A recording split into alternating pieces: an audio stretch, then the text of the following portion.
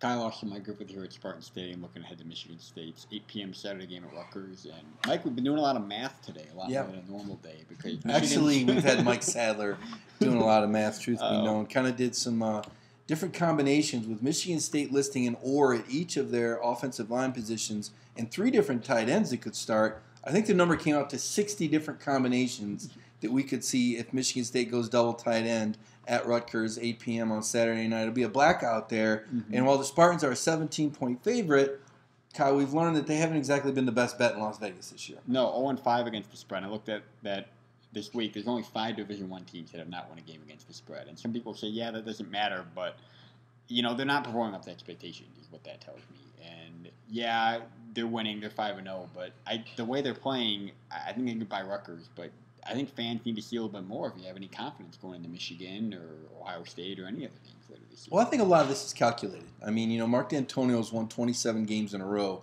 when he's led after the third quarter. He knows what he's doing here, folks. I mean, there's a reason that they're minimizing the risks on offense. There's a reason that they're playing a lot of bodies. I think when the season started, it was a 2-game season, and they knew they had to beat Oregon.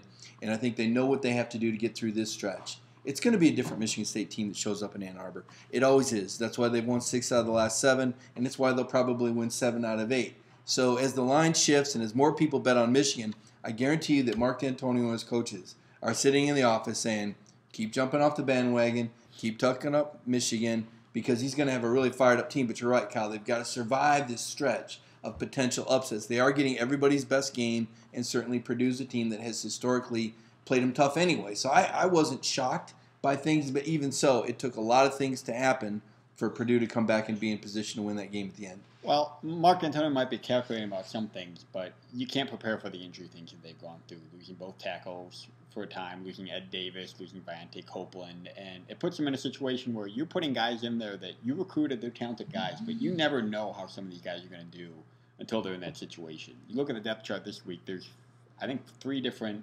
freshman defensive backs that are 2s, and they're going to play significantly. Right. So you just don't know how those guys are going to respond. I don't care how they look in practice.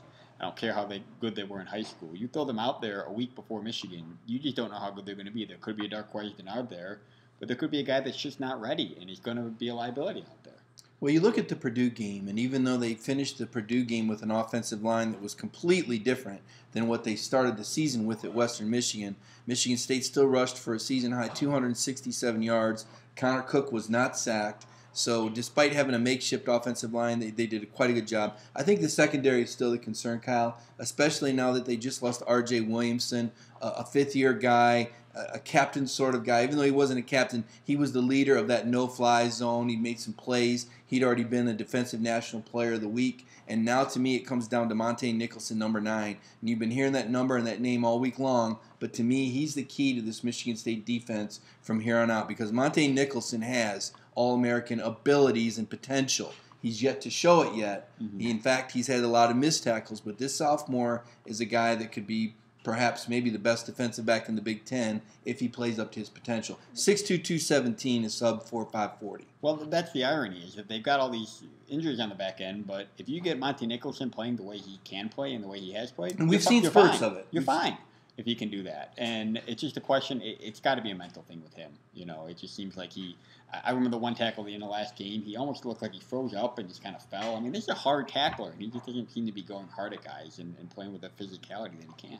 Well, the good news for Michigan State is that Mark D'Antonio and Harlan Barnett have coached a lot of guys into the NFL. They've seen this act before. They know how to respond. I think a lot of it's going to be number 9 getting in the film room, dedicating himself to the game a little bit more these next couple of weeks, and the results will speak for themselves. We'll see a little bit more on Saturday night at Rutgers and certainly on October 17th.